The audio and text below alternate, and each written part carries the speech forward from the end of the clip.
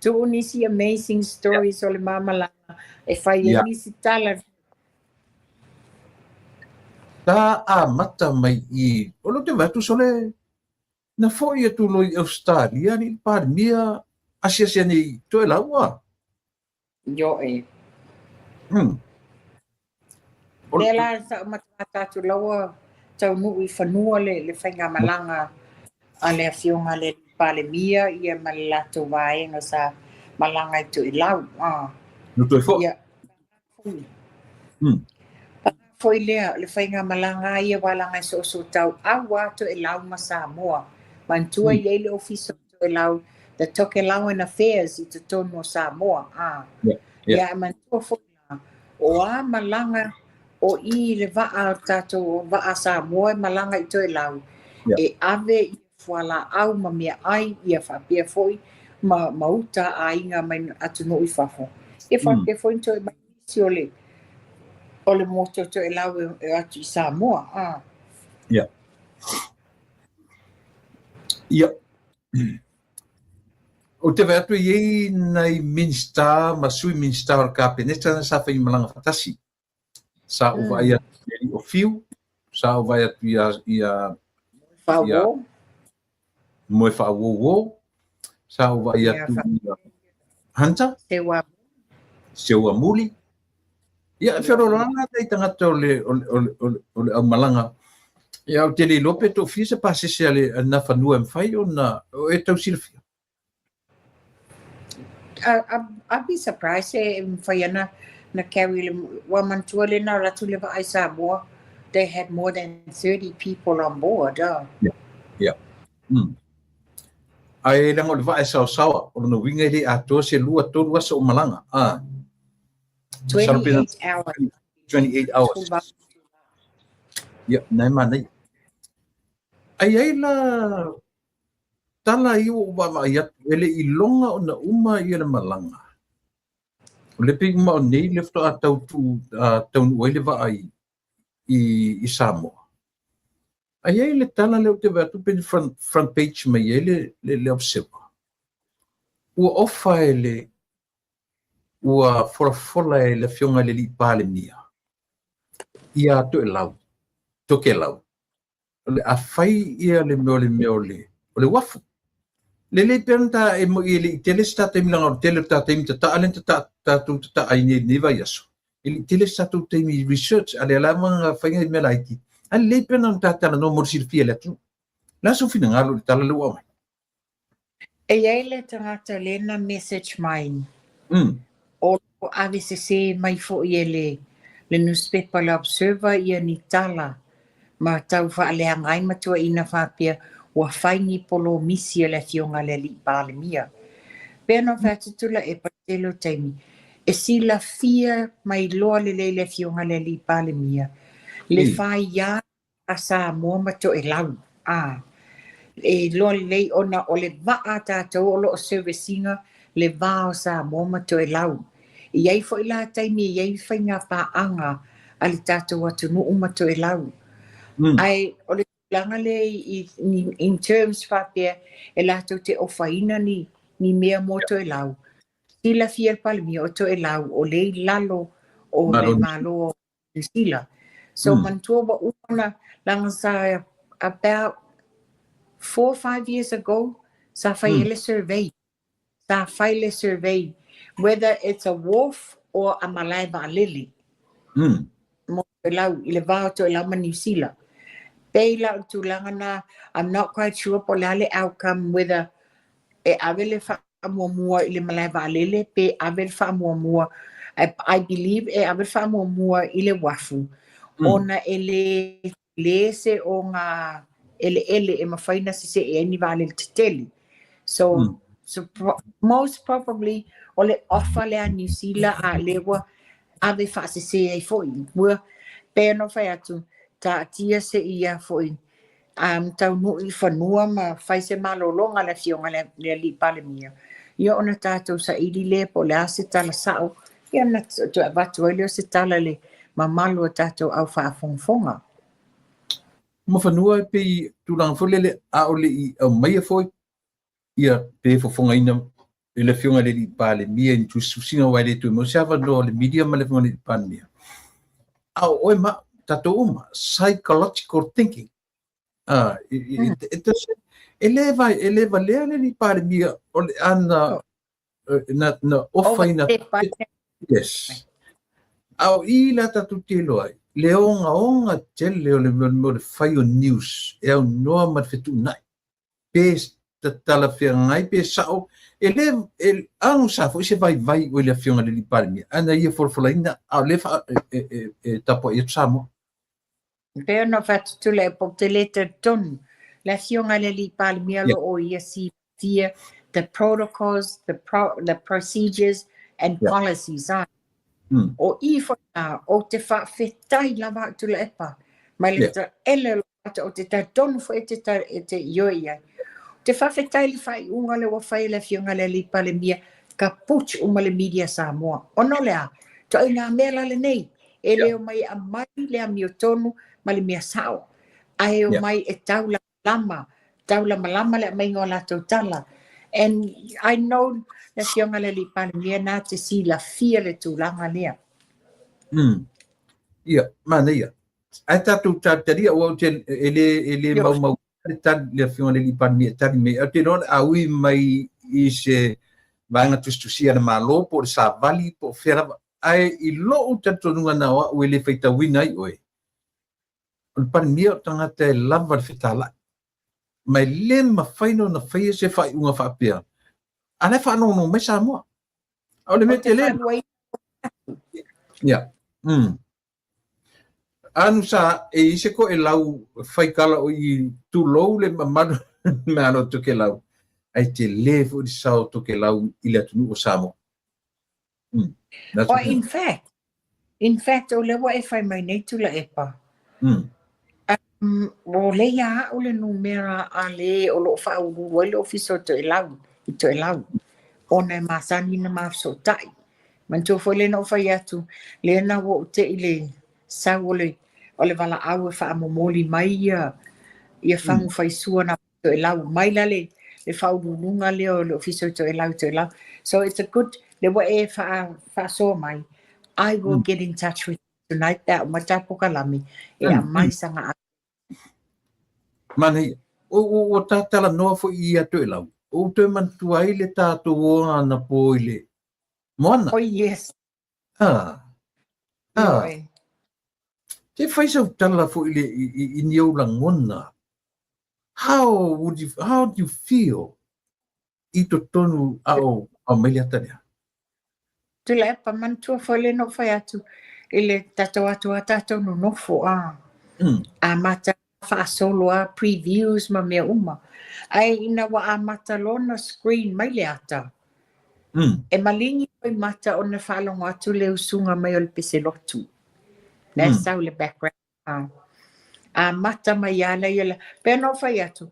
No mata mua le ata le essence of Fiji le fatal malo I fiti. O pea wa 5 tau sanga tarwai. But during that time of my matai, and not the real people, these are animated le whainga le ata. But it was good to see the real one. O le ia wa to fa fonga mai le mesalo no foia na nga usua pese le te vaka o ka pese malo sita fia pese te vaka ha fo te vaka na feola mai I au tafo o mato ia mangoto so sa mo tu to e au ya so ia o tama le usua pese te vaka sa o ngai St. Joseph o le foi na lato usua le pese ia ala mangoto ia te vaka because they lived next door to us. Oi foi papa langi o tum. Sunken Road. Thank you, my fellow. I remember if you are li palmia mai or 10 years Sunken Road. But that was in my preview le atana po. Ese lo mimita ese lo mimita paia ia a ia alo le atunu ona o le tama fai loa mea sina si o tato atunu titilo ia I le o lo fai mamoana o le alo ia langa aia titilo i le o lo fai matina moana. O te mimika te matoni. Ioi, e na usa tula epa, o i fatsoli, o Frankie Adams, o lona tina, o le classmate tula epa la o fatasi, wana ma o fatasi sa moa, se luau ngole, o tina. Lulau. She speaks highly of Tula Epa, how they grew up together, o onga no this. Lelan fa me tiao. O le wa movie Hollywood tiana tamo Frankie. O no lela wa act my lata le ya. I me se foila fionga ya se Yuli Dwayne. Yes. It's so good. Le mana yo lata. Ana ia lata. O la Tula Epa. Pena o fa o le mato fontanga mala fionga le li palimia. O tāpena penanga ia le la tāpena iai awa ia le tātou tū maanga nuu whasa moa le wasui iai te wila a o le thimo Samoa ne ngalo. Ia le na whai mai iai o aloma tama whanawa Samoa le actors and actresses o lātou the artists o le au pepese o tamata a alo o le au atu o mai Samoa whailo lātou sau awa le tātou aso whapitoa lea. Moni. Ua le masino tama whanau o le atu nuu i lalangi. Actors, actresses, players, football players, o ta'alonga, boxers, o tangata o motupe. E te loa la vale se le vale le tangata i pea o ina li liu matu tangata i e whaimea sili mo Samoa. Ia. O le e tangata i whai mei sa o na saunoa i le fionga i le li pārnia i saunoa lea. Ne to te lea i latou lea e whape aina i rangai li pin whatu li mo stata i mi te whanongonongo ai. Ai e ese whape na saunoa i le fionga i le li pārnia. A tonu e ese po le ase ai tika whanongonongo pea. Ai pe o le kakikala ua i le awala ma le waainga. Ai ua waai et foi le li pārnia i. Nanga no wai te min toi whae le wala anu toi whae e au mananga na foi.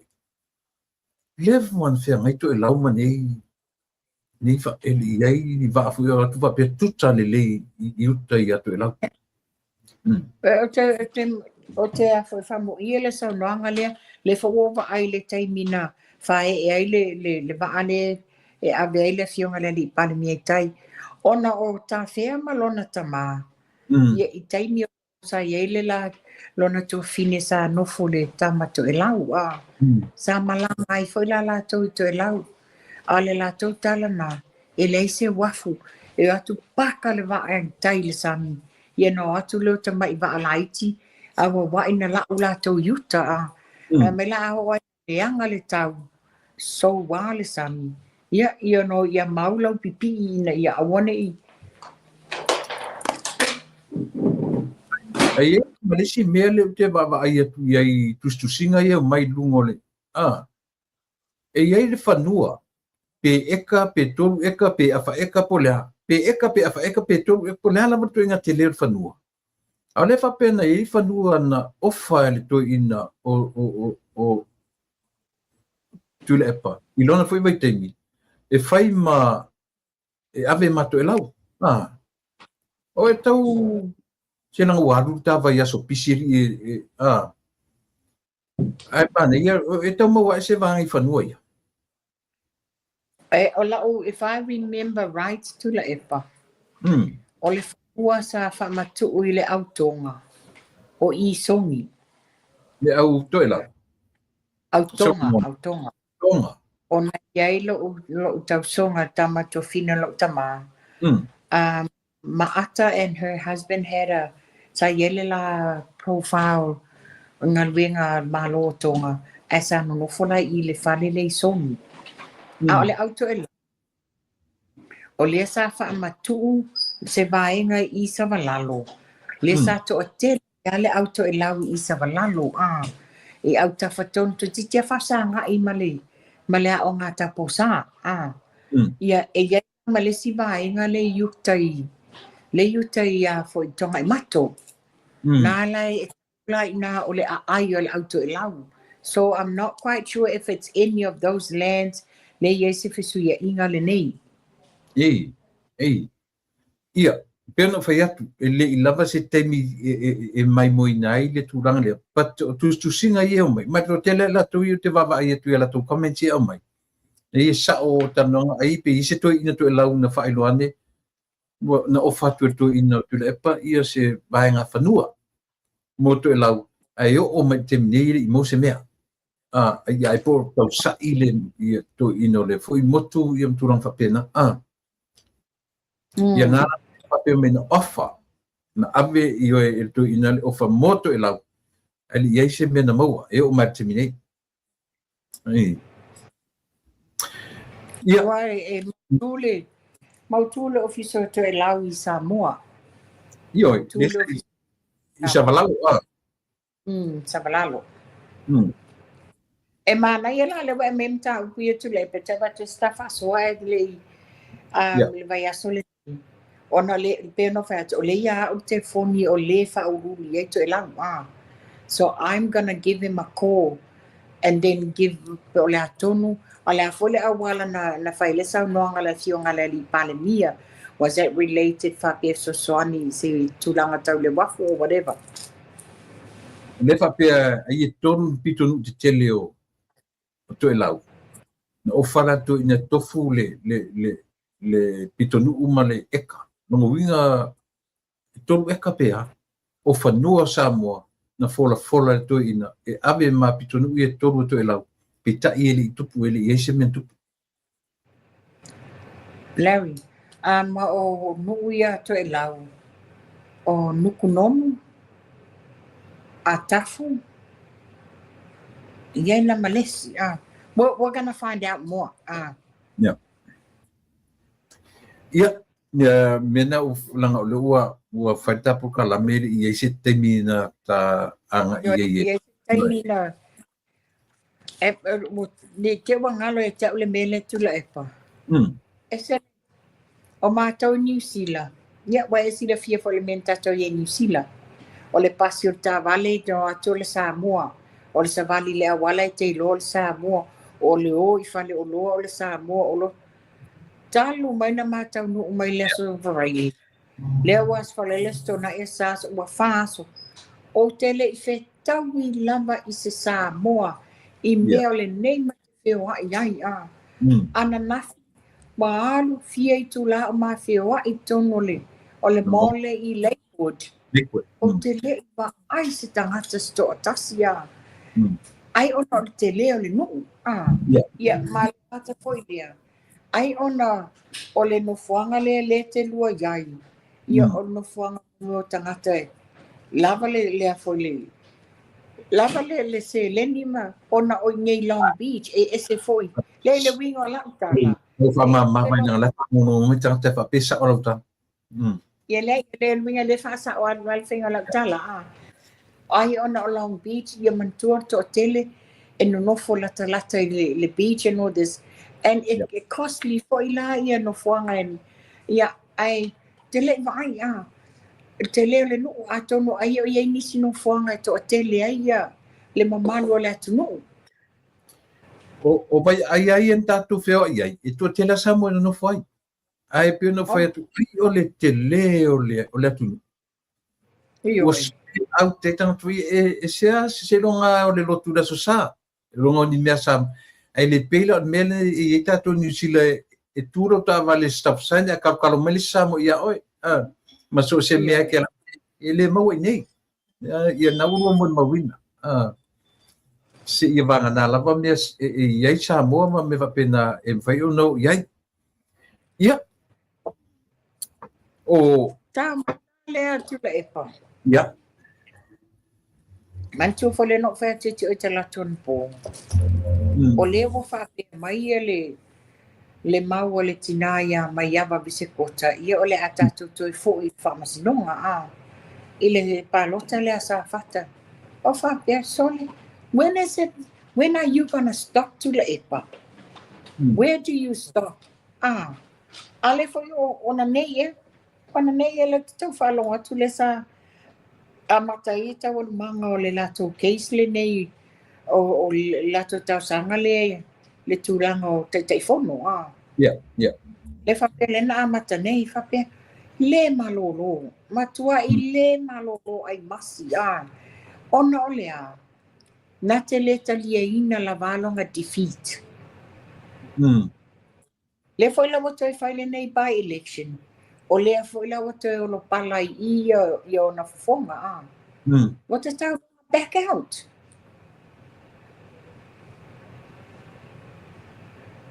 O le atele ai toso whapau tono whai unga a whamsinonga e whai. Ma tuwai aina whai o le focus a le whai ngā malo. O le atina e ina o le atunu. O le focus a le whai ngā malo. O le puipuinga o Samoa mai whala au whasaina. La whaafewhea na whaatau nuu ma le lei e sini tau awe al whai ngā malo. Pea whai o le whai ngā le nei. Toso whapau tolo na ita avele tau sanga whamsinonga. Avele a walewa o na taini. Tele o mea wha le tonu sa ia whaia. Lalan me lo tula mai nei. Wa vavelo na tustusi lima. Ana I whainga malo lea. Just because he can't trust himself. And he thinks e la tele trustinga le fionga le li palemia. Let the Prime Minister rule. Tu o whainga malo o leo se eleva al whainga malo. Ma whanua li whetua se manatu tam tāpu lea. A o lea o ia tia o e sila mai le o le whasolo le na sam oi. Na o mai si uso to le foa. Lau pule lea. Whaftai tele mo whauso na su mai martu fine. Ia. Whaftai tele. Ia se I o atu foli malanga ma o ula ia na lu malanga mai. Ia na o mai si uso ia to le foa pila li o miti.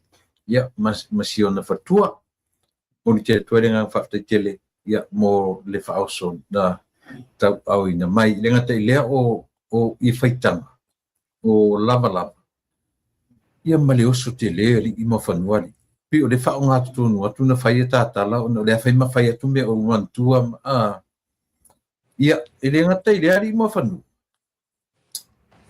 ia Wele ba ai o le hostinga le lua malanga. Au fa safua lau I nai wo fo I manai pa. O tofu ar tangata masiana I le faoso. Io fai ar tapo kalame. Ia ma mono na mea ia mo fa fo mai le tu. Ma no faftai. Tula epa e se le mana I o lau fasoa. Ai na si la fia lo uso ia to le fo. O nei lo aso so fo. Wa a mai le whaasua, a wala le whaatoa nei. Ia, whaua pere tātala ma whanua I mata upu o le, u whaisi lewan tā po kalame le whato e maua se po kalame. Yo, tele kele lo ka ai le ka le ni mata upu le. Mai lo, el tala lo matua. Tu le tamalo matua se whai hunga vai. Ta ole mele wa ta ua. Ole va ai fatina. O e ai o tina. La sau sila ile tina fo isa whaarua ruoma. Tele so na fina ngalo na mai alangolango I nai tu la epa. Sa ilele. Fatua tu ya. Peta. Ile po pesenu le ua fuli ma ua mailan saunuanga ua o sui ia te pe an me fuli le tangata ua liu le ali le olanga pia tala polo fuli le ioe ina ua o maua le li o tauta me umana la sau va ai fatina ia lela o sai pe o le foli nga sai le ua e o mai le pe o sai li tina fa pe ai fo ia to ia nga I to e fai paro tala titi la sofina Tula epa tolo pulo le fionga ia mai aba pe fonta fasua tofu lava tomata to manatu sa faali I le taimi foi a o ia le HRP o le winga la tala to lo pulo come out in the open ma ta o mai lona finangalo fa ilo sa o mai o ia was free. Not many people are being honest enough to mai le to inga tala lea ia o le taimi foi lea O i fo isai lo ilonga ia loyalty ya tu la epa le taimi a o iai o le vaenga le HRPP. Ia e sau noa e le po pese no. Ia tanga i fola iai. A fai o le wasui le tofa tu ia. O sta ia fautuanga ma tu walalo lo nai tu malo. O le afionga ia maiava o ia o le tina. O ia o le faufautua. O ia o le lango. O ia na te avea le upu le lei i lona tōlua. Le wana langona, le alanga tu ia le mea wa mana o iei tu ia. Le ala ua, pai e le fionga ia mai iawa. O le tūlanga le, o lana lango e mana o mia e tu ia. Ai le o le tūlanga le o le toso whapau tolo le mta upu. Langa e le o le mana onga le o le tūmalo. Mana ia. Au le sa ila lea. Le tato e anga itasi le sa ilewa e o maia. O le ase manatu o toi ina, wale lawa o whapea mai, o le aba ai iai, i le temi na tuwha e tupe lea. Lea ua wha maa vai ta me ta i sa iai i komiti len tuwha tupe. E tau iai se feso o ta ingo me i lau aba ai. E iai le langona masa o salo ia teau. Ai lesi fitu o te whapea i fuai. Ia lava lo fatu toi le tua. Awo te tua ia foi le mari. E le ine foi po ia ni a foi. Ni whamatau i lea ta mari. Fua. Tātou te le loa. Fatu ai loa te lo mea nei. Pea ho o na manino le mata le vai. Tanga i foi ai. Ia le a fai fo folanga tu ino tu la e pa vava ai le iai. Ele i tu faina le fionga ia tu ia ni tupe. Ele i tu faina ia. La ia na manino lava le process ale malo le tapenanga o le tupe le asa fata. Ele fa pena na o le malo fa matu atu lo. O le mea fafta iai. Ona sanga lulu le malo. Male bank. Male malo New Zealand. E fetutu nai i se awala tala whiangai awala le tuwhaino tupe nei. Mantua la le na maua ele ala umilea. Maua ei, o le toa tele o nisi o le tu malo. Ele aini ala stupe. O le toa tele o nisi. Whapea mai, toa tele o nisi. O lo i aini la tono no ngā tupe to tono o whare tupe. O le popo lenga la lea. Ine i te iwa wa avela to account li fo yele tupe. O ko meki lo le toso e se le bank tupe nei e ka vai la to loan arrears. E lela ele i loa e tula e pamale la to vaenga. Whiutanga inga ne tau mawhaile malo le komiti male i tu malo. Ina ia whaale leia tu langa i ale i whaia. Lela na to ea e lo mantua na tu stupe le mea lena tau whaiai. Lena e lo to wha ina wad ya e te lo inisi whawhitauli. O le o mawhaina saini le siaki. So mo i la tau e le eini tu stupe. O le sa mawhai wha maonia uma o la tau ingoa ma mea uma. O le siaki sa saini tu sa o ia la tau. E o la tau e tala. E lua e fa le tupe na sa wha maonia e mawhaina o e talai. O le tulanga na iai. E tele ia inga ma mea. E go through. A lela a tau le po malafu matua i whapea o le campaign le ai. E se a wala lasa tam whai en whainga malo. O lo malama le ele komiti mai lato. Ia a tonu o ieni tūlanga pe o tau whamatau i le fwoi ta mai tai wa wai ai. Ia but we'll sooner find out. A te mana tua foi is a long process. Yes. Iana po i ta seni mo memorandum of understanding, MOUs. MOUs. So e tele ala ia le process nga go through e komiti lea. O atu sau e tolu fia. Maru afe tangata. E tu e latu le recount o over mas fruafe. Se fruafe io e. Tu ele se me fai ngofia.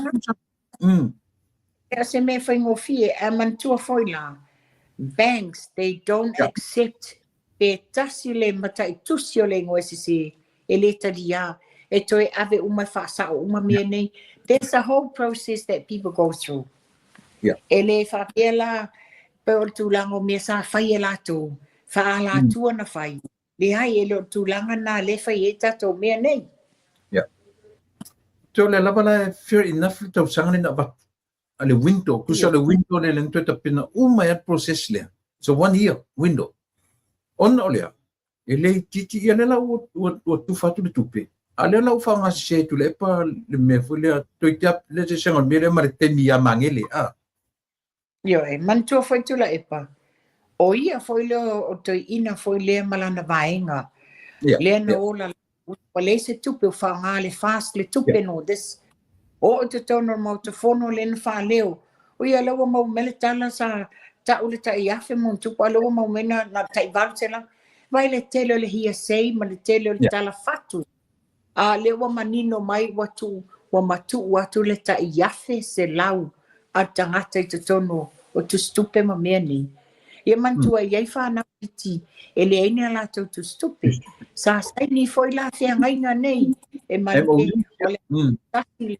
stupe ale to e ina le sa ole ainga po ai lava e tele fe inga ai o la uta nunga tu le pa o lo malama to ina nei mala to vai ngai me te tau na malama le fon to o yo le loia and you should know better any documents me fa loia they has to be accurate onolea e tele tu pele le titi tupi o tu la ngala ia la titi lo yai o la vala to te lo le me tau na fai e onga o le loto ele le ma tau fa le ngai na tele o le mawhai e na wha o lalo la tau loto ma mai le mi o tau mu ai e tala lu te whanongo tuele i ma whanu o le te whanongo o la uto e aria e mele o tau pule pule o tau ruai e a vese to ina le ona ua paalua ia mo meo o afo i whainga paro te